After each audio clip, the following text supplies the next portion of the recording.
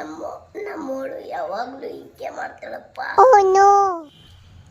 ಎಲ್ಲ ಹಾಳಕ್ ಹೋಗಿದ್ದೀವಿ, ಅವಾಗ್ಲಿಂದ ಊಟಕ್ಕೆ ಕಲಿತಿದ್ದೀನಿ. ಬಂದೆ ಬಂದೆ ಬಂದೆ. ಏನ್ ಮಾಡಿದ್ದೇವ ಅಡಿಗೆಗೆ? ರೊಟ್ಟಿ ತೊಟ್ಟಿನ ಮಾರಯ್ಯ, ಹಳ್ಳಿ ಕಟ್ಟೆಲೆ ಮಾತೇನೇನಾದ್ರೂ ಮಾರಯ್ಯ. ಅದೇ ಇದ್ದಿದೆ. ಮುಂದೆ ಮನ್ಕೊಳನ್ ಬಾ, ಮುಂಜಾನೆ ಬಾಳ ಕೆಲ್ಸದಾವು. ಹೌದು. ಅಜ್ಜಿ ಪಾತ್ರ ಮಾಡಿರೋ ನನ್ನ ಹೆಸರು ಬೃಂದ.